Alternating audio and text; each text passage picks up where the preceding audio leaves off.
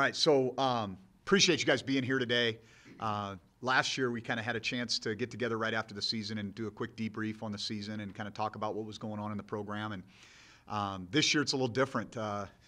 This mid-year or the early signing period has really changed things. I spent the better part of the last 8 days on the road in different places, and really the objective is to try to get those young men that were committed to us early, get in their homes, kind of finalize things. We have official visits this weekend and next weekend, and then it goes dead at midnight on December 17th, and we'll have a signing day on the 20th. We'll do a release, a press conference then, and then we'll kind of save the big dog and pony show until February. And so that's kind of how we're going to approach it. I don't know if that's right or wrong. I think it's new for everybody, and so that's really been our objective and our focus right now is to make sure that we take care of the kids that are on our program and make sure that they finish the semester strong academically.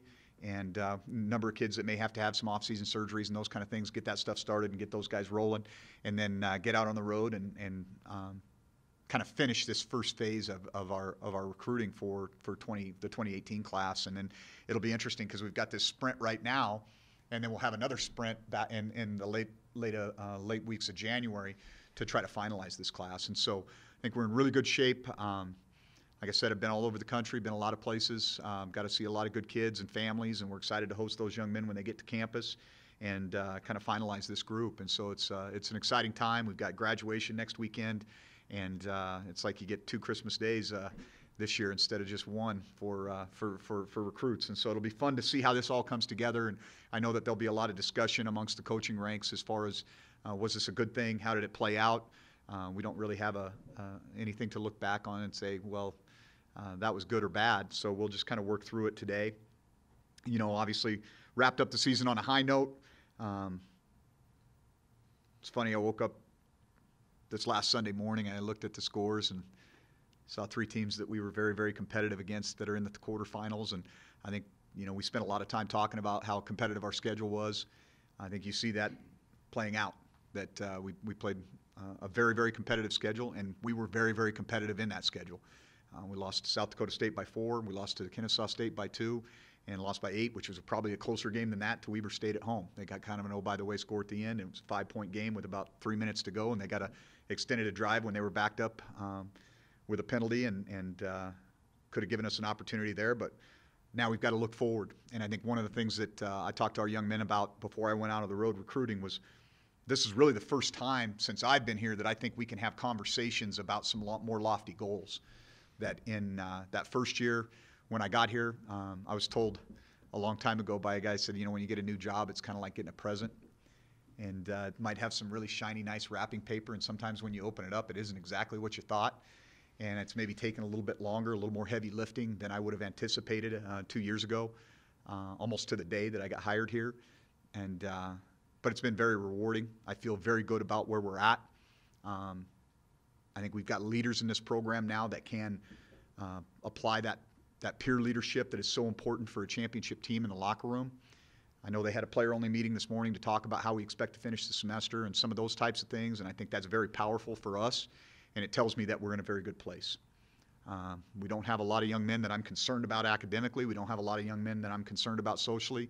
I think we've got a lot of guys that are angry maybe to a certain degree about how things went because they feel like we could still be playing. And I think that's where you need to get. You have to be, you know, realistic about where you're at, and then you have to set high goals. And I think we're now, again, in the first time since I've been here that I think we can stand in front of those guys and say, okay, let's talk about some things that are maybe a little bit more lofty than what we have in the past. And I think we've been very competitive, and now it's time for us to take the next step in the program. And so with that being said, you know, it's an interesting deal. I'm excited about the future. I think the foundation is very firm here, and we've got to add another class. I think we've had 2 excellent recruiting classes. I think this 2018 class is very critical for us to kind of push us to the next level. When you look at our roster and you say that we had 12 starters in our team that were either true freshmen, redshirt freshmen, or true sophomores, we played 28 guys that were 2-year guys in our program, and some of those guys were our best players. I think you look at it and you say we've had back-to-back freshmen of the year. But you also look at it and say the conference coaches only thought we had 1 first-team All-Big Sky player, 1. And so for us to be as competitive as we are in this league, when the other coaches in the league think that we have only 1 guy that is worthy of first-team recognition, I think that says that we did a heck of a job coaching. And I'm very proud of our staff and the work that they've done. And I'm very proud of these kids and the work that they've done. And I think that we're now in position to take the next step in this program. And I wouldn't sit here in front of you and tell you that if I didn't believe it. I think you guys know that about me. And so I think our leadership is good. One of the interesting things, we've had some conversations about this recruiting piece. The thing that's crazy about this now is we're really now at a place where we've got to make tough decisions in recruiting for the first time since I've been here. Because in the past, it was like, we'll just take them all because we know we're going to have attrition. And this will be the first team that we'll coach here that I think will get to a full roster and a full complement of scholarships. You know, we played with 59 scholarship players, and a lot of those guys weren't playing, whether it was injuries or suspensions or whatever. So we weren't playing with a full complement of scholarship players this last fall. This coming fall, I think we will, for the first time, play with a full scholarship, 85 guys on scholarship and using 63, or very, very close to that. And so I think that speaks to kind of the health of the program and us moving in the right direction. And so I'm excited to see how that all comes together. And I'll take some questions if you guys have any. Is there a certain number you're looking for guys you want to sign in a couple of weeks, I guess, to actually put pen to paper? Or is that just kind of I think you'll probably see anywhere between 7 and 12 guys that'll sign early. It just kind of depends on how it all shakes out. And then that'll determine what it looks like in February on the second signing day. And so, we've got a number of needs that we've got to address. I think if you look at us on defense and you look at where we were deficient, primarily in my mind, it was on third downs and our ability to take the ball away from the opponent. And to me, that speaks to two things. It's pressuring and confusing the quarterback, and it's having the ability to play tighter coverage. And so we've got to go find some guys that we feel like can affect the quarterback without bringing 5 or 6 guys in pressure, because that's not really our identity. And so some edge guys that can get after the quarterback in third downs, and then some secondary guys to provide depth for us and play some tighter coverage. And I think we found some young guys as the year went on that did a good job there, but we've got to add some pieces back there.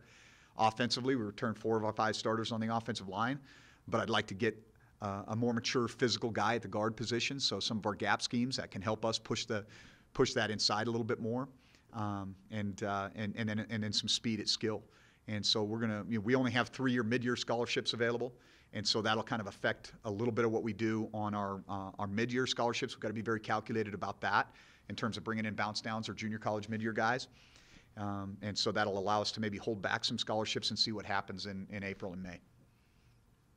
How does maybe the strategy of the recruiting, of the early signing period, how does that maybe change the strategy of how you approach different priorities and things like that? Yeah, well, again, like I said, it's new to everybody. And so how we kind of looked at it was let's get a lot of guys on campus through the summertime and through the spring. Get out, develop good relationships, recruit them very hard through the course of the season. Once they commit, explain to them about this new signing period and what the expectation is, that, hey, once you're committed, if you're truly committed to us, we expect that you'll sign on this date. And some of the kids were open about, well, I'm committed, but I still want to be able to look around. Well, then you're really not committed, and so that doesn't necessarily help us. But I think we've done a good job of identifying a handful of kids that are going to stick to that, identifying the Montana kids that fit us. And then we've got a handful of out-of-state young men that have committed to us, and I think we'll get those guys on campus over the next couple of weekends, and that'll be kind of the last step in the process, leading them to that first signing day. And so prioritizing those early commits and getting them to the finish line on the 20th was our strategy, and then developing a list and developing relationships and getting out and continuing to kind of build lists in different positions that we have a need, and then focusing on that after the first of the year when the contact period starts again. So you would say that the goal was to kind of get as many that signed? The right ones, yeah. I mean, yeah. Our goal was to once we had a young man commit to us, was to get them to sign on the 20th, because then that creates clarity for us, right? Once they sign on the 20th, they're Bobcats, and now we can focus on finishing the rest of the class. You mentioned forcing more turnovers and getting after the quarterback more. What other areas have you identified in order for the team maybe to make that next move and achieve some of those losses? Yeah, I think we've got to be more consistent on special teams. I think we were very sketchy at times on special teams. We were not able to be explosive in the return game. That's something that we need to do better. We had struggled at times covering kickoffs. Didn't really give us give up a big one, but we'd allowed NAU to have, or Northern Colorado to have a big one in that game.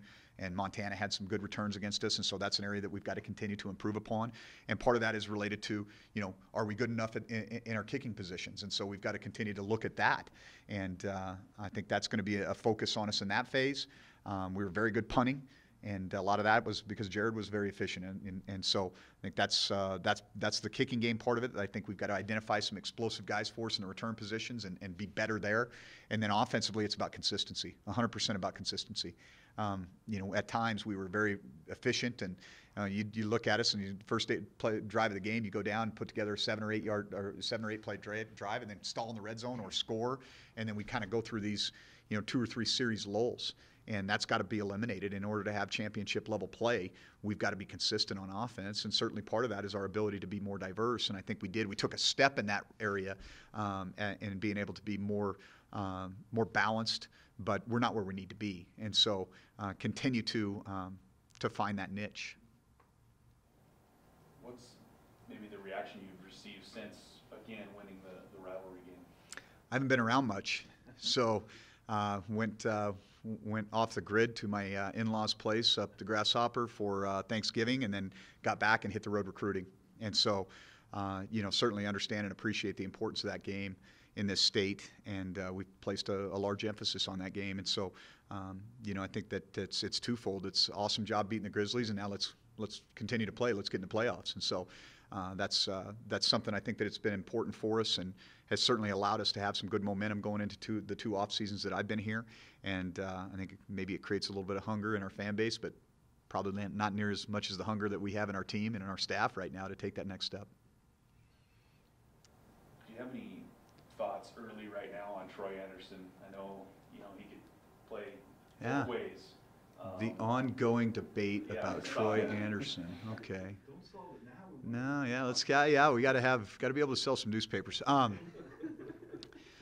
I have a lot of thoughts about Troy Anderson. In fact, I've decided that if we can clone goats and sheep here, we should be able to clone Troy Anderson. I mean, let's figure that one out. And he's very unique, special player. And I think that he has a tremendous amount of value. And you can to the debate part of it, you can say, okay, he can play 65 or 70 snaps a game for us on defense and probably still get 10 or 11 touches on offense, or he can get 20, 22 touches on offense, and probably not be able to play defense because of the pounding that you're going to take the running back position and what that entails. And so, I think he will throughout his career here at Montana State, he will have varied roles. But we need to find him a home so that he can maximize his potential in one of those spots. And certainly that's an ongoing arm wrestling match that takes place in the staff room daily. And so I feel like he's got an opportunity to be a major impact guy on either side of the ball. I think his best position long-term is probably on defense. Now, that's coming from a defensive guy.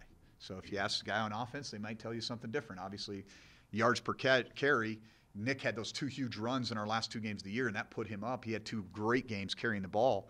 But other than that, Troy would have been, right up there in terms of yards per touch. And so he was able to be impactful in really small doses by and large.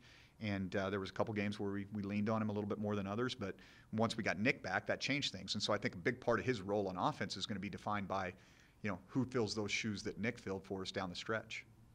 Do you think things will play out similarly with Braden Conkle?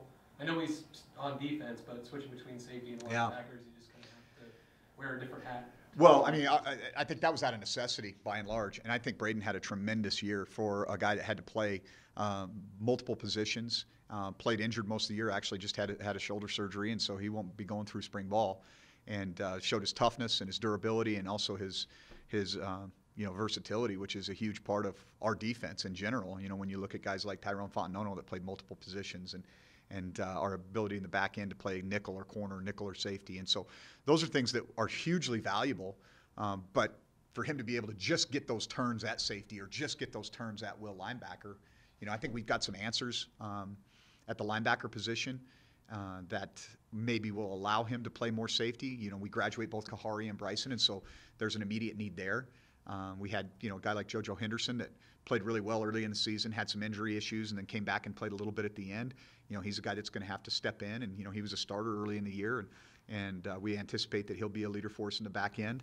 And Dre Jackson, who's a transfer that kind of came in a little bit out of shape and got caught in the shuffle a little bit, and then Kahari and Bryson played well. So there's some guys there that we're hoping can step in and take the next step for us at safety, but we know Conkle can do it. And it really depends more on how he develops physically, because we might have had the smallest linebacker core in the country when you had, our two inside linebackers were, neither one of them was over 210 pounds. And so you think about Josh Hill and Breeden. Breeden's got the ability to put the weight on, but, how does the shoulder impact him? Where are our needs? I mean, those are things that we feel great because we know he can do well at both positions and play at a high level, but we prefer to be able to put him in one spot and let him excel. Can you evaluate Chris's first full year as a starter, and is there any reason to think maybe that competition would be open at all, or is he unequivocally the starter going forward? Well, I think we talked about some of the things that we need to improve upon on offense, and I think, Chris had some amazing games. I mean, he played at a very high level in the second half of the South Dakota State game, played at a very high level for the entire game against North Dakota, and then had some lulls. Was a bit inconsistent, and that's kind of what we're talking about. I mean, a lot of our production and our consistency on offense is going to drill down to the quarterback position because that person has to make decisions. And when Chris was making good decisions and we had prepared him correctly, I think he played well. Took what was it. The one thing you can say is, okay, a year ago this guy threw a ton of interceptions, and outside of the Eastern Washington game, and he had some fumble problems a year ago too. And outside of the Eastern Washington game, those were really one of our issues. We improved greatly in our turnover margin, and a big part of that wasn't that we were taking the ball away a bunch. It was more that we were not being as generous with it on offense. And I think that Chris really grew in that regard, and I think that he's poised to take the next step. But we've got to provide competition for him. I think that he would be the one that would even say, hey, I need to be pushed. And I think Tucker Rovig is a guy that's going to push him. And, we've got a variety of guys that we're looking at right now to bring in to try to continue that, elevate the competition at that position so that we can have championship-level quarterback play. Guys who have had major injuries like John DiAgostino, Jacob Hadley, for example, I guess how do you evaluate their progress so far and how they may play next season? Yeah, well, I think that we've got a number of guys that on our roster that unfortunately were not able to contribute this year. And Johnny's a guy that he's a tremendous leader. He's a great competitor. He's a clutch performer. He's a guy that's a great inside guy for us and really, take some heat off of Kevin and maybe let Kevin be focus on one aspect of it. We had Kevin, playing a version of tailback a lot of times too to just get touches for him. And so Johnny will bring a lot of value to us at the wide receiver position. Jacob may have been one of our better defensive players at the end of spring ball last year. We certainly missed his athleticism and size and range. And so we're excited to get him back. We had two young interior defensive linemen, Travis Yates and Jackson Hashley, that didn't play this year because of injury. And so getting those guys in the fold and seeing how they develop, and the list goes on. But certainly those are young men that we're excited about in the program. They do things the right way. They've worked hard in rehab. I think they're good Bobcats, and they want to do great. And so we've got to get an opportunity to get those guys between the white lines and continue to develop them on and off the field. Staff continuity, I guess, every year is a question, but do you expect any turnover at all? Yeah, I don't anticipate anything immediately. The thing I'll say about that is I think this early signing period changes everything from a head coach's perspective. You're seeing coaching changes occur. You're seeing these Power 5 jobs start to happen, and then the trickle-down effect will happen. But you're not seeing a lot of guys moving around from staff to staff unless it's a new staff.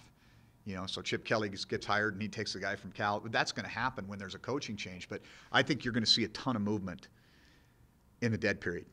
I think that's what you're going to see. Because here's the deal. Recruiting's about relationships, right? So you've got a coach that's developed a relationship with a young man that you want to sign. Well, when you make a change at that coaching position, or that guy has an opportunity, you may say to him, hey, I understand that that's what you want to do, but let's worry about this after the signing day. And I think that's what a lot of guys that I've talked to, that's their mindset. And so I know there's going to be a ripple effect for two reasons. Number one, I think this early signing period changes some of the staff movement that may occur in a normal year in terms of maybe delaying it a little bit. And then the other thing that's going to happen is they're going to go to 11 full-time coaches at the FBS level. And so they're at 10 right now. And so that occurs in January. And so when that happens, then there's going to be another domino effect because, okay, the Pac-12 coaches may go to the Mountain West to fill some of those spots. And then the Mountain West may go to the Big Sky to fill some of those spots. And so, you know, I'm a realist. I mean, this is a fluid business. We've got some good young coaches that certainly when the opportunity presents itself to grow professionally and advance, that's something that I anticipate. But, you know, I've got my list. And, you know, we'll be in good shape here. I think that a lot of the men that are coaching here believe in the mission that we're on and see the direction of the program and are excited to see this thing through. Are there any other types of ripple effect things that you see coming from the early signing period, or kind of thoughts, any idea of how people may look back on? I'm hoping that it's a positive in that there's a lot of clarity. You know, on December 21st, when the smoke clears, you can go, okay, these guys are signed here, here, and here. Now we can go to these guys and put our focus on them, if you will. I'm guessing that at least this first year, you may not see as many guys sign early as maybe you would think. And so it's very much a moving target. I wish I could give you more clarity on that, but I don't think really any of us understand exactly how this is going to impact things. I know, as I said, we made a choice to focus on the kids that were committed to us early and try to coach them up on, hey, we're signing on the 20th, not the 6th of February. And once we get past that, then we'll obviously have more answers. And so hopefully that's one of the reasons. Because, you know, the idea behind this, and I think it's a good idea to a certain degree, is that you've got young men that are committed for, you know, a lot of these guys will commit in their junior years, and so why wait all the way till February? Well, the problem is you got 2 signing periods within a month and a half of each other, right? And so I don't know that provides that much clarity. If you were doing it in June, then that kid that's been committed for 6 months already, now that's off the table. Now we're really moving forward in a different direction. And so I don't know. I think there'll be a ton of discussion about it. I don't know that we'll have any answers right now this year, and I imagine we'll probably operate the same way at least for another year until we see what the problems with this are. Is overall team strength still an issue at all? I mean, what are you expecting to get out of the offseason? The offseason? Yeah, well, here's the thing that I've learned in my time here is it's really hard to serve too many masters in terms of how you're training. With our lack of facilities, we don't have an indoor, so it's hard for us to do speed training in the offseason. We don't have a lot of space. You can say, hey, we got a track, but that's used for a lot of other stuff. We don't really have an opportunity to get in there very often. And so when you play as many young players as we did, I think we still have to develop physically. And so our emphasis for kind of that first 6-week training block when we get back in January is going to be, you know, really mass and power and try to, especially lower body strength, continue to try to develop that. I think we made strides, but we've still got a ways to go there. And then tighten spring ball up a little bit and give us a 3-week training block where we can work on speed and functional movement a little bit more prior to them taking off in May. They kind of do their maintenance work over May, and then you can do both in the summer because you've got access to facilities where you can work on a variety of different things. And so instead of trying to do a whole bunch and get everything right, let's focus, you know, kind of take the sniper rifle approach and say, let's get better at this over this chunk of time, and then let's get better at this over this chunk of time. Do you have any thoughts on the Weber State-James Madison matchup? Do you think Weber State can give them a game, compete, maybe knock off the #1 team? Yeah, well, I'd say the thing that Weber State has that matches up well is their style. So they have a very good D-line, and they have excellent speed at corner. So their team speed is good, which they're going to need against a team like James Madison. And James Madison has a tremendous running back, and they're going to be able to run the ball against most teams. But the strength, that defense is the strength of Weber State's outfit. And so they're very good on their front seven. They have excellent linebacker play. They have physical guys on the D-line, and they can play man-to-man on the outside. They, you know, have obviously the best player in the Big Sky playing corner for them. And so I think that's a good matchup for them. And then stylistically, they're not a spread team, so they're going to force you to play the run. And they do have guys that can blow the top off the defense at wide receiver. And so, you know, I think it's going to come down to, can they get some explosive plays on offense? And how are they going to be able to hang in there in the fourth quarter against a team that's going to try to grind you out a little bit? And so I think it's a good matchup. And, you know, it'll be interesting. I mean, you look at, is Kennesaw playing Sam Houston? Is that right? I mean, talk about it. That's going to be a really interesting matchup because you've got a team that is going to say, we're going to take the ball and you're not going to get it back, against a team that says we need it because we got to score every possession. And so I mean, that's a great matchup just stylistically. You know, we saw it. Heck, they'll take the ball with 12 minutes. You might not get to sucker back. And so that's a very frustrating style to play against. They operate that option extremely well. And, you know, you've got to be able to maximize your possessions on the other side. And I think the strength of Kennesaw's team athletically is on defense. And so they'll match up well with the skill of Sam Houston. And so that's another really good matchup. And then South Dakota State, I mean, of the playoff teams that you guys played them all close, like you mentioned.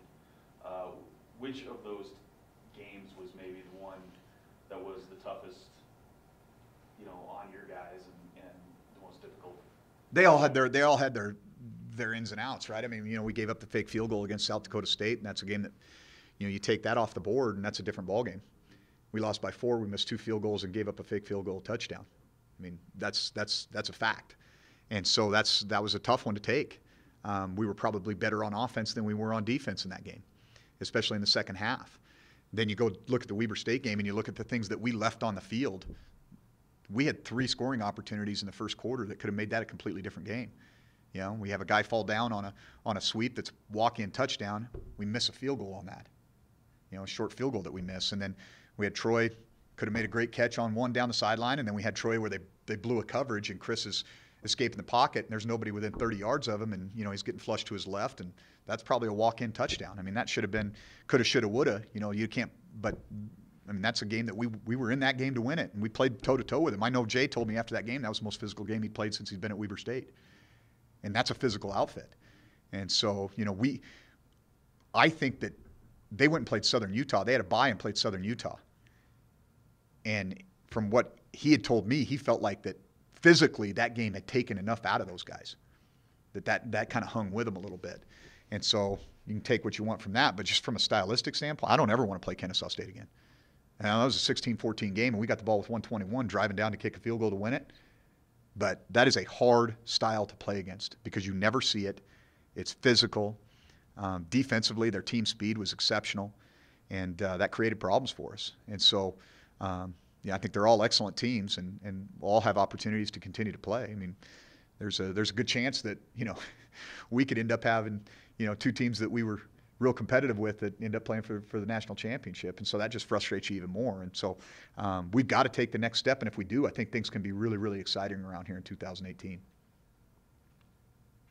And with Jay, I don't know if you saw, you got a contract extension. Just thoughts on that. As long as he's there, I mean, are they going to be? Yeah, they're going to be good. Yeah, they're going to be good. He's a very good football coach. He's got staff continuity.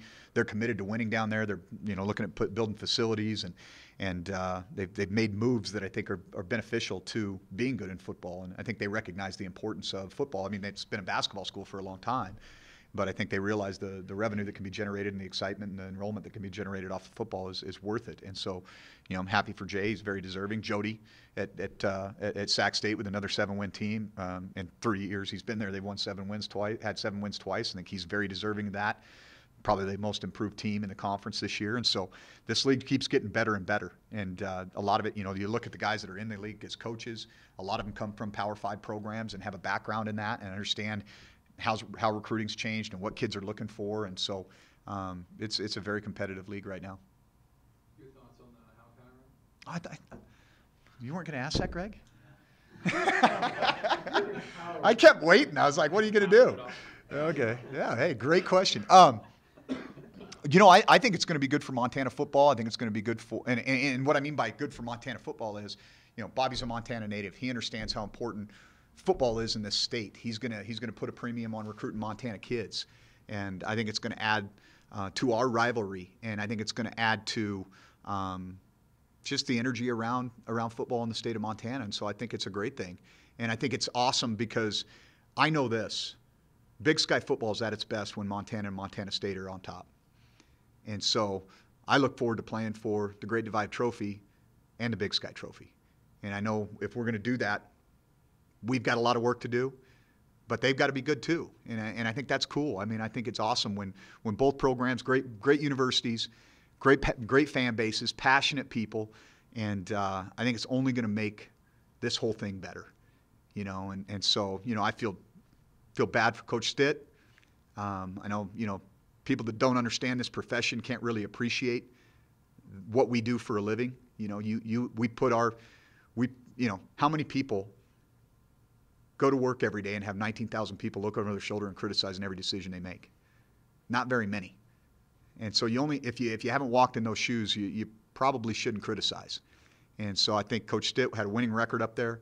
Had a playoff appearance his first year, and